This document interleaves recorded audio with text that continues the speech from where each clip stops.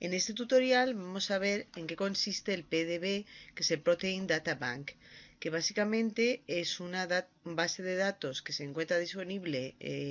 en Internet para visualizar proteínas y otras estructuras de moléculas de origen biológico cuyas estructuras o datos estructurales se han obtenido mediante diversas técnicas como pueden ser la difracción de rayos X o la espectroscopía electrónica o la resonancia magnética nuclear, tanto en disolución como en estado sólido. Y también vamos a ver en este tutorial cómo se pueden visualizar las estructuras de las proteínas y de estas moléculas de origen biológico que pueden ser interesantes en diversas ramas de la química como la bioquímica y también en biología estructural. ¿Qué es el PDB? Como hemos dicho antes, el PDB es una base de datos que contiene las coordenadas atómicas y otra información estructural de las proteínas y de otras moléculas de relevancia biológica como pueden ser ácidos nucleicos y también lípidos, estructuras de alto peso molecular, que son bastante complicadas desde el punto de vista estructural. ¿Por qué es importante el PDB? Es importante porque en biología estructural y en bioquímica pues se utilizan métodos como la cristalografía de rayos X, la resonancia magnética nuclear y la microscopía crioelectrónica y la microscopía electrónica para determinar la posición relativa de cada átomo en la molécula. Y toda esta información se almacena en el PDB. Y es una base de datos muy extensa y que no para de crecer porque día a día se van aislando más proteínas de diferentes organismos y porque también se avanza mucho en la determinación estructural de todo este tipo de estructuras muy complejas. Lo primero que vamos a hacer es repasar un poco los niveles estructurales en las proteínas. Sabemos que las proteínas están compuestas de aminoácidos y la estructura primaria, que es el nivel más sencillo de organización estructural de las proteínas, es simplemente la secuencia de aminoácidos, es decir, aminoácidos que están unidos por enlaces peptídicos o enlaces amida y en cada polímero de aminoácidos,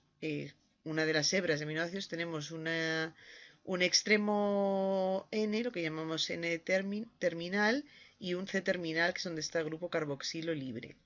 El segundo nivel de organización estructural es la estructura secundaria, en la que podemos encontrar dos tipos de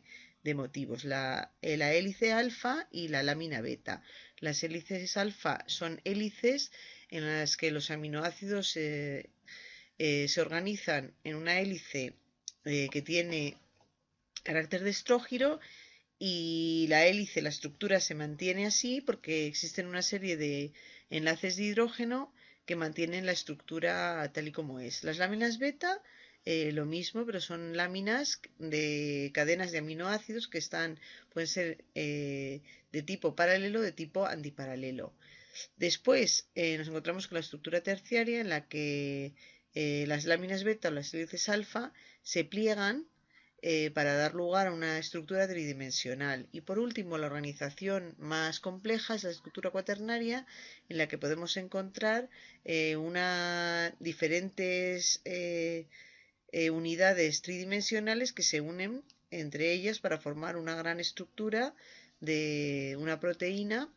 que normalmente, como veremos en el PDB, cada dominio o cada, por decirlo así, unidad monomérica de la estructura, porque a veces son dos unidades monoméricas de la misma naturaleza unidas por algún tipo de grupo, o a veces son varias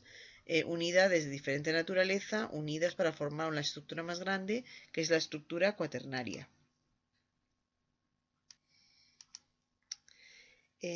Podemos ver, como hemos dicho, en la estructura secundaria, podemos empezar con las láminas beta, en las que podemos tener una orientación paralela, en las que las dos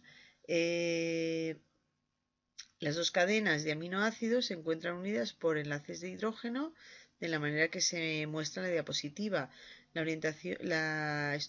lámina beta antiparalela normalmente suele tener también enlaces de hidrógeno y vemos cómo puede ser incluso una misma cadena de aminoácidos que se pliega para formar una estructura antiparalela, como vemos en esta diapositiva. Y por último, hemos representado también una mezcla de láminas alfa paralelas y antiparalelas, que es lo que normalmente en muchas estructuras de proteínas podemos ver. Las hélices alfa también son un tipo de estructura secundaria y como vamos a ver después, podemos representarlas con esta representación de modelo de cinta, y luego vemos también la representación de bola y varilla, y cada átomo que vemos en rojo es un átomo de oxígeno, los átomos verdes son átomos de carbono y los átomos azules son átomos de nitrógeno.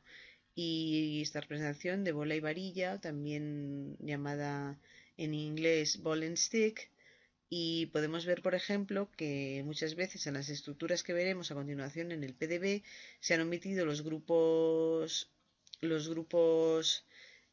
los aminoácidos, y entonces se ve claramente una hélice perfecta. Si incluimos los grupos de los aminoácidos, porque en general suelen ser importantes, ya que las cadenas laterales de los aminoácidos pueden también formar enlaces de hidrógeno, pueden contribuir a la estructura, y sobre todo en el caso de los plegamientos de las proteínas, y por eso también a veces es importante elegir otro tipo de representación en el que se puedan ver estas cadenas laterales de los aminoácidos. Pasando a un ejemplo concreto, podemos ver, por ejemplo, esta proteína, una enzima, fosfogliceratoquinasa, quinasa, y vemos las tres representaciones que vamos a ser capaces de visualizar en el PDB. Normalmente, como explicaremos después, las estructuras de las proteínas tienen un código de 4 caracteres, un número y 3 letras. Por ejemplo, en este caso tenemos 6 fosfoglicerokinase, y de ahí su representación. Y aquí vemos los tres tipos de modelos posibles. El primero es el que en inglés se llama wireframe diagram, diagrama de varillas, que este diagrama de varillas no tiene los átomos, es decir, las bolitas que hemos visto en la representación anterior, y después el ball and stick, diagrama de varillas y esferas, que es el que se ve precisamente en esta diapositiva. La estructura que tenemos entre medias de las dos estructuras laterales es la estructura que se llama CPK, Space Filling Diagrams, o modelo espacial compacto, que representa cada aminoácido de la proteína con cada átomo con los radios de Van der Waals, y es el modelo pues que es realmente el más real de cómo es la molécula realmente. Y por último tenemos la representación de cintas, el diagrama de cintas, que hemos visto ya en las diapositivas anteriores y que probablemente pues es el más sencillo de visualizar.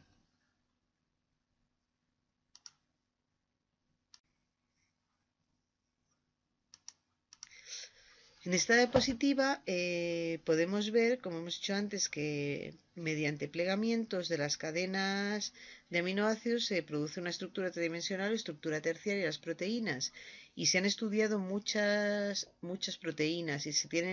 la base de datos de proteínas es muy grande, y por eso se han visto que en diferentes familias de proteínas se observa, dependiendo de la secuencia de aminoácidos, diferentes plegamientos. Esta determinación estructural es muy importante porque se pueden hacer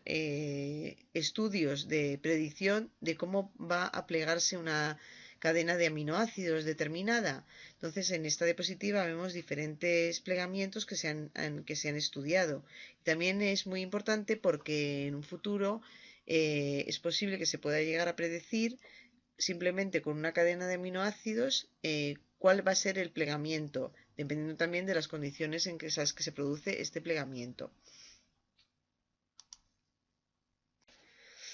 Como hemos dicho antes, es muy importante utilizar programas, software, para visualizar las estructuras que están recogidas en el PDB. Y normalmente, como hemos dicho antes, las biomoléculas tienen estructuras complejas con miles de átomos. y por ello existen programas de software libre para visualizar estas proteínas y otras estructuras y también medir distancias entre los átomos o grupos funcionales que nos pueden interesar para nuestros estudios. Hemos dicho antes que cada estructura tiene un código de 4 caracteres en el PDB. Y ahora en este tutorial simplemente vamos a ver cuál es el resultado de la visualización de estos datos estructurales del PDB. Y en el siguiente tutorial veremos cómo funciona uno de los programas que se encuentra también como applet integrado en la web del PDB, que se llama JMOL, y también se puede descargar la versión educativa en nuestros propios equipos para poder utilizar las imágenes que obtengamos con este visor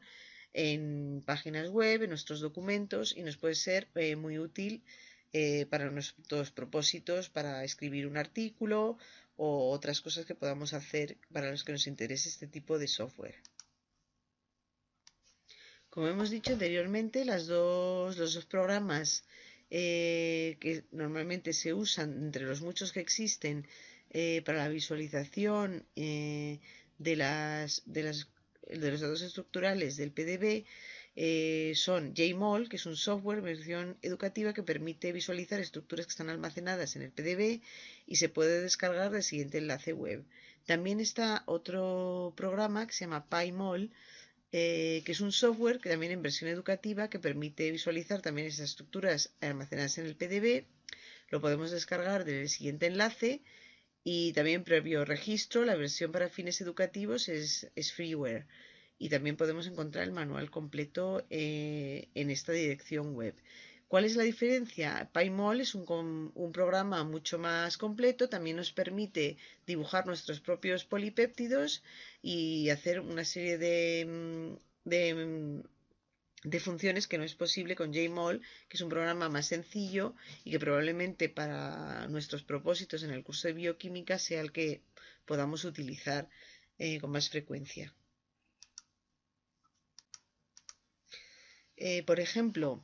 hemos elegido